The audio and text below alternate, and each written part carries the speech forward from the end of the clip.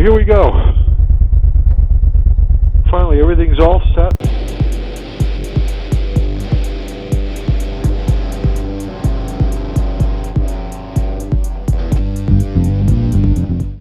I pulled out the Suzuki Intruder. It's a 2000 1500 LC, VL 1500.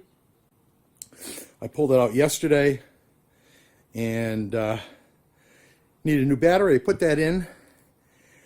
I checked the gas, and the gas tank was actually, you could see right down to, there's no rust, nothing. I got really lucky on that. And so I put in some, just put in some seafoam. That's the tank right there, and we're gonna try to start it up here, see what happens. Okay, I can hear the fuel pump spooling up there. It's pressurized. Let's give it a shot.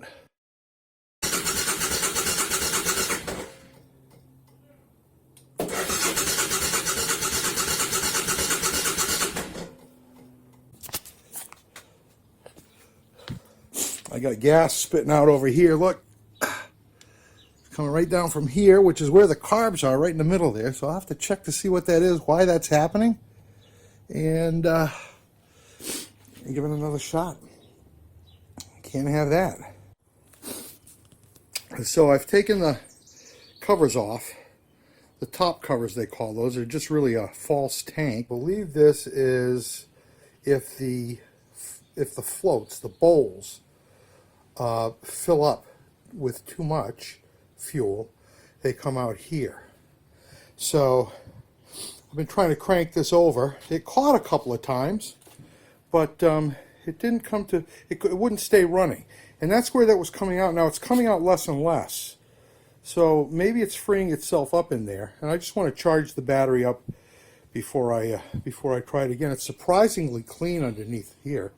I haven't ridden this since 2012. Let me show you what I got going on here, guys. All right, let me show you. Watch.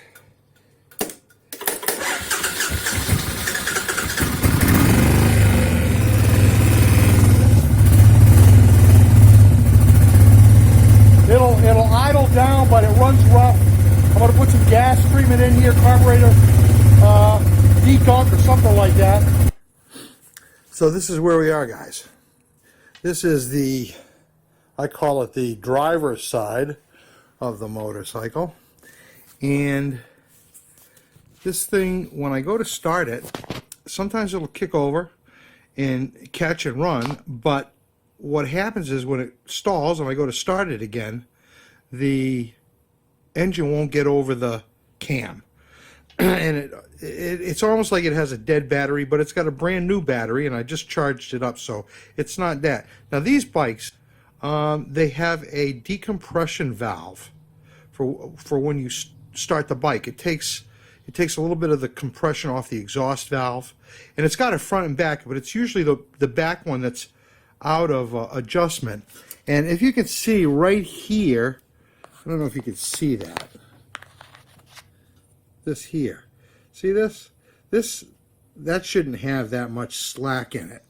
And where is this? This is,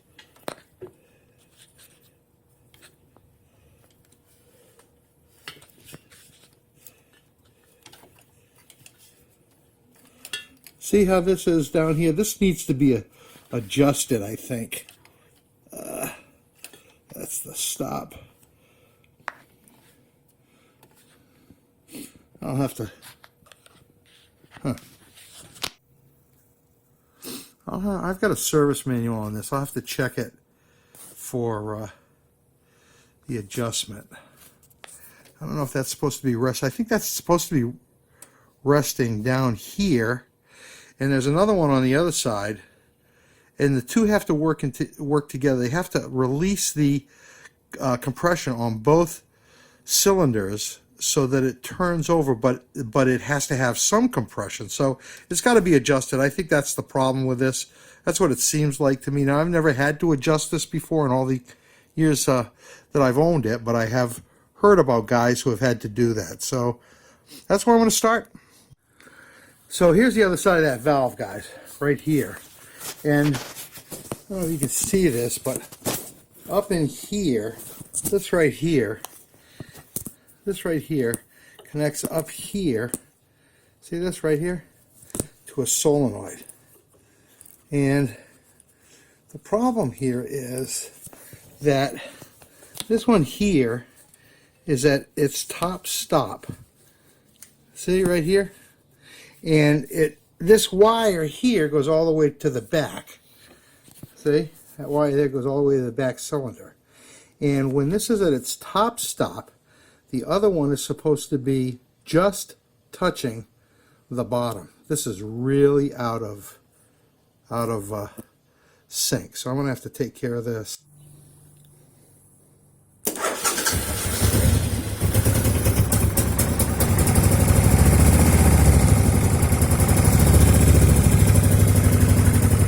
Running better. That started with no choke.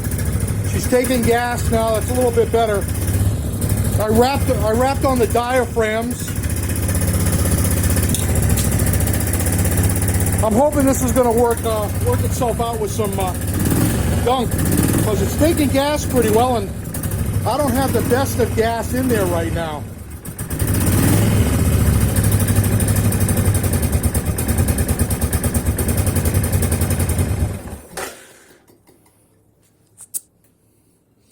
Not bad, guys. I'm pretty pleased to be at this point. This bike has basically sat since 2012, so I adjusted the decompression valves.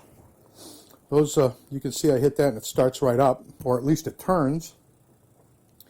And now I think I just have to clear the carburetors. I hope I don't have to take the carburetors off. But if I do, it wouldn't be the worst thing in the world. And I have to, I'm going to check that air filter as well while I have this apart. That's pretty much it for right now. Over and out. Now, as you can see, I was having carburetor problems. I tried pretty much everything that I could do, short of tearing down the carburetors myself, which I really don't have the time, the inclination, or really the expertise to do that. I sent the carburetors out to have them rebuilt by G-Man Industries in June. I left on a cross-country trip the 27th of June, and when I got back, the carburetors came a couple of days after I got back from my trip. So I put them in, and here we go. It was an easy install. Here we go. Oh, listen to that.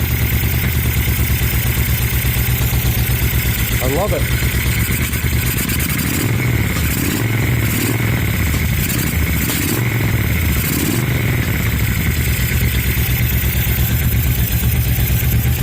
She runs. No gas spitting out anywhere.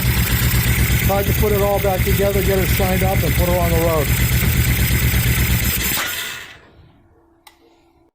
I started it up, ran great. I made a few idle adjustments and things like that. Nothing major was needed, and came out here. It started every time. I had to adjust the decomp solenoid, but everything was running good. And then the day I was going to come out here and ride it, I came out, hit the button, nothing but a clunk.